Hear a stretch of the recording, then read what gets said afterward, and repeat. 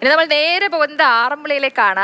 ആറന്മുള വഴിപാട് വള്ളസദ്യക്ക് ഇന്ന് തുടക്കമാവുകയാണ്. മന്ത്രി കെ ബി ഗണേഷ് കുമാർ നിലവിളക്ക് കൊളുത്തി സദ്യ വിളമ്പി ഉദ്ഘാടനം ചെയ്യും. 7 പള്ളിയോടങ്ങൾക്കാണ് ഇന്ന് സദ്യ.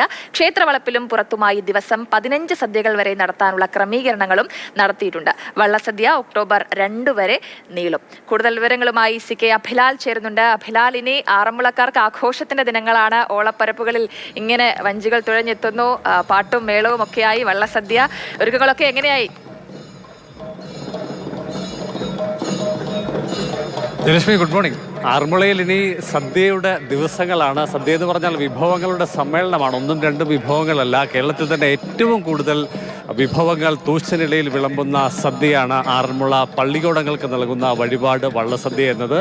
40 ഇനങ്ങൾ അത് തൂശനിലയിൽ വിളമ്പും. പിന്നീട് പള്ളിയോട കരക്കാർ ആവശ്യപ്പെടുക എന്ന് പറഞ്ഞാൽ പാടി ആവശ്യപ്പെടുന്ന പ്രകാരം വിളമ്പുന്ന 20 ഇനങ്ങൾ അടക്കം 64 വിഭവങ്ങളുടെ മഹാസമ്മേളനത്തിനാണ് ഇന്ന് ആരംഭം കുറിക്കുന്നത്. 80 ദിവസം നീണ്ടു നിൽക്കും ഈ ഉത്സവം തന്നെയാണ്. കാരണം ദേശത്തിൻ്റെ വിവിധ ഭാഗങ്ങളിൽ നിന്നുള്ള ആളുകൾ വള്ളസദ്യയുടെ ഭാഗം, പ്രത്യേകിച്ചും ക്ഷേത്ര സന്നിധിയിൽ വള്ളസദ്യയുടെ ഭാഗമാകുക, അതിൻ്റെ അനുഗ്രഹം നേടുക എന്നുള്ള വലിയ വിശ്വാസത്തോടും താല്പര്യത്തോടും കൂടി ആളുകൾ എത്തിച്ചേരുന്നത്. ഇന്ന് രാവിലെ 11:15 ഉദ്ഘാടനം. ക്ഷേത്ര അഡ്മിനിസ്ട്രേറ്റർ ഈശ്വരൻ നമ്പൂതിരി നമ്മോടൊപ്പം ചേരുന്നുണ്ട്. എങ്ങനെയാണ് ഇത്തവണത്തെ ക്രമീകരണങ്ങളൊക്കെ? ഈ വർഷത്തെ വള്ളസദ്യ ഇന്ന് ആരംഭിക്കുകയാണ്.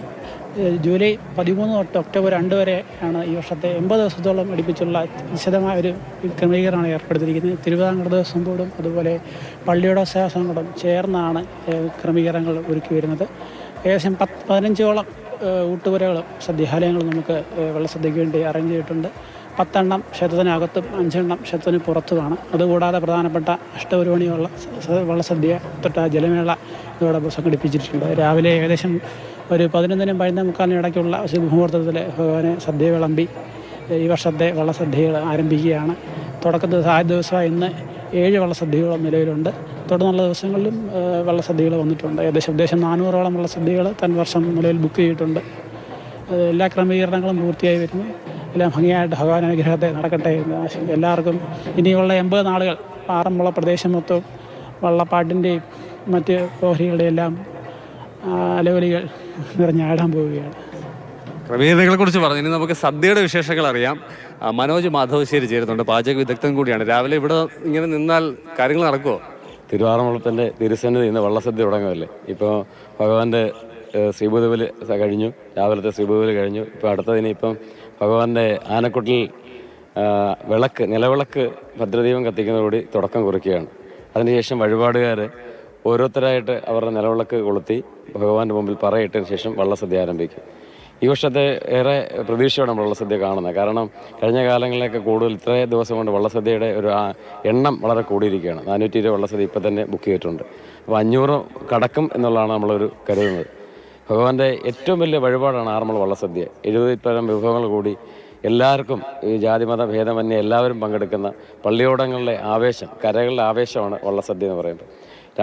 എന്ന് തുടങ്ങി നമ്മൾ ഇതിൻ്റെ 2 ദിവസം മുമ്പ് തുടങ്ങി, വെള്ളിയാഴ്ച ഇവിടെ ഭഗവാന്റെ തിരുസന്നിധി വെച്ച് ഭഗവാന്റെ ഊട്ടുപുരയിൽ അടുപ്പിൽ അഗ്നി പകർന്നുകൊണ്ട് ഞങ്ങൾ തുടങ്ങുകയും ചെയ്തു. അപ്പോൾ എല്ലാ കാര്യങ്ങളും ഇപ്പം റെഡി ആയിട്ടിരിക്കുകയാണ്.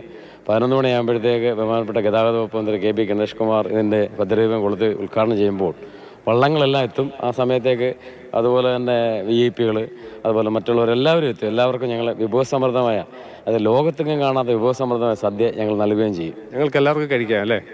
തീർച്ചയായിട്ടും നിങ്ങളാണല്ലോ ഇതിൻ്റെ ഏറ്റവും വലിയ ബലം. അപ്പോൾ തീർച്ചയായിട്ടും നിങ്ങൾക്കും ഉൾപ്പെടെ എല്ലാ പ്രധാനപ്പെട്ട ആൾക്കാർക്കും അതുപോലെ ഭക്തജനങ്ങൾക്കൊക്കെ എല്ലാവർക്കും ഭഗവാന്റെ പ്രസാദം കിട്ടും എന്നുള്ളതാണ് വിശ്വാസം.